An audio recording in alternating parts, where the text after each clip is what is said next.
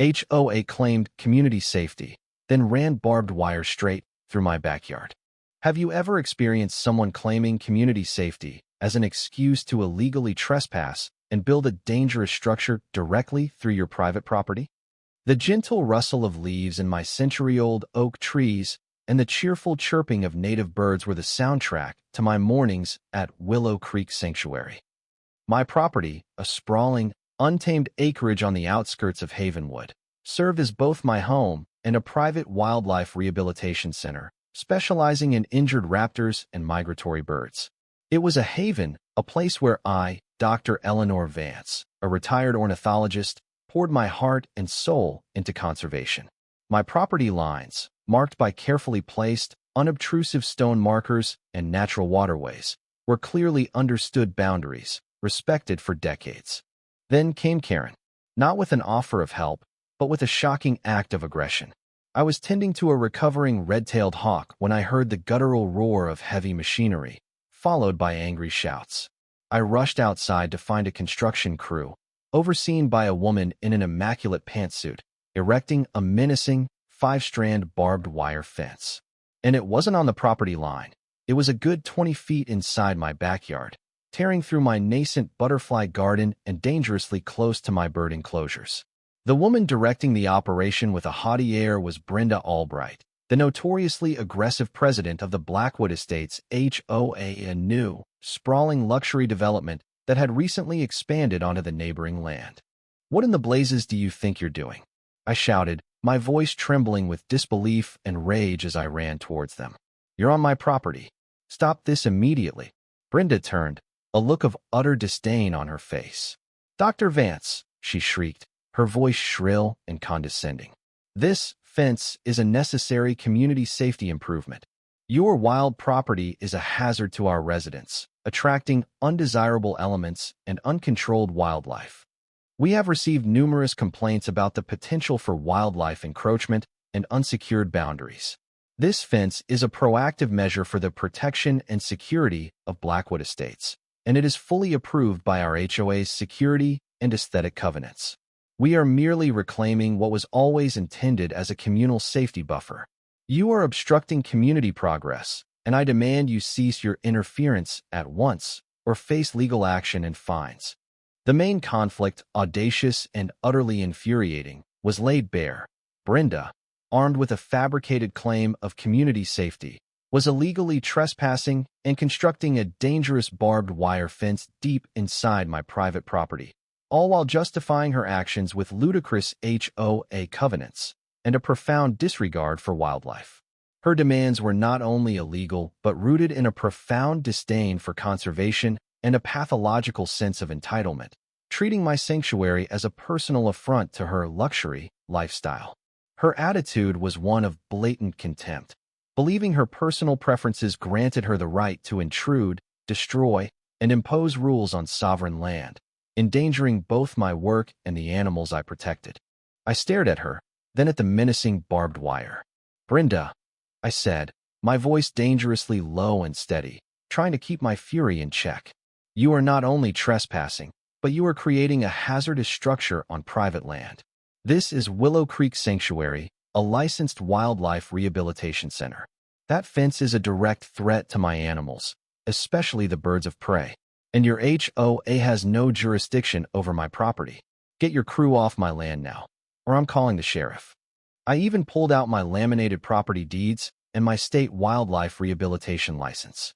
Brenda, however, merely scoffed, waving a dismissive hand. "Don't be dramatic, Dr. Vance. A few wild animals are hardly a priority over the safety and peace of mind of our exclusive community residents. And your license means nothing against our community's right to self-preservation. When the authorities get here, they'll side with us. They always do." Her tone was chillingly arrogant, her eyes holding a glint of perverse pleasure, as if she relished the thought of destroying my life's work. I reached for my phone, but before I could dial, Brenda, with a triumphant smirk, signaled her crew. Her audacity escalated into a direct, shocking act of environmental sabotage.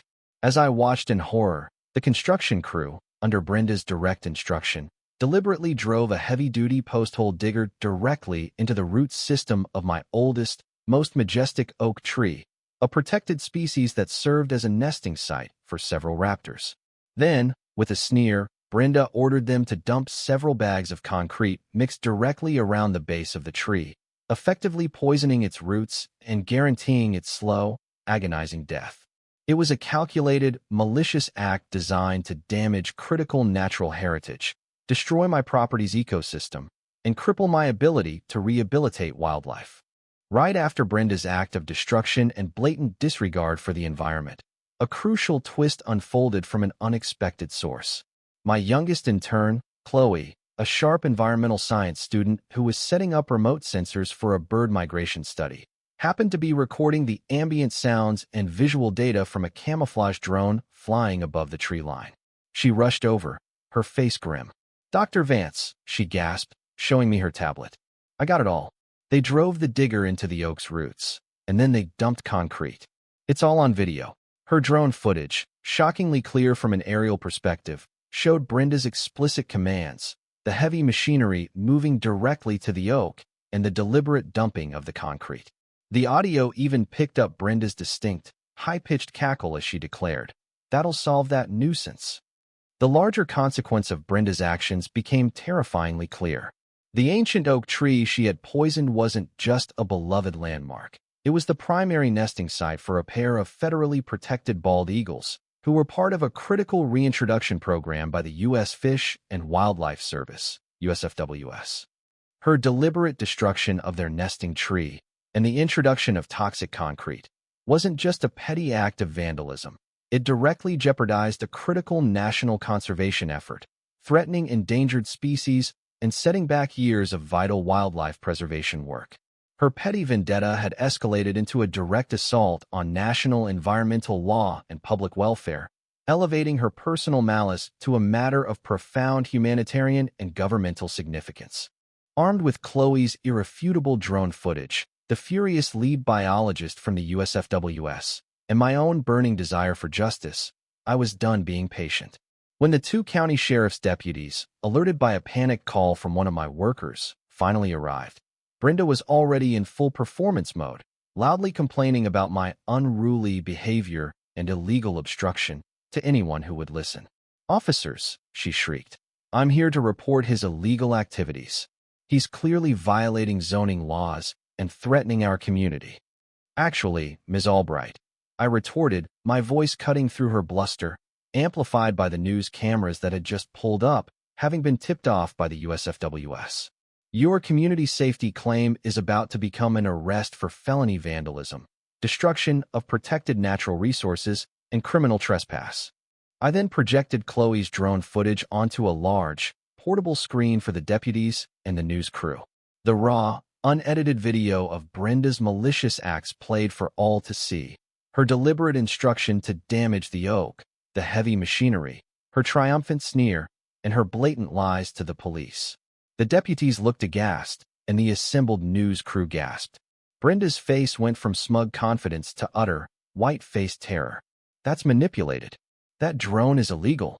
This is a malicious attack on my character and the HOA's integrity," she shrieked, desperately trying to manipulate the situation, her voice shrill and breaking. She started pointing fingers, trying to blame Chloe, me, anyone but herself. Just as her tirade reached its peak, the silence was shattered by the distinct wail of additional sirens.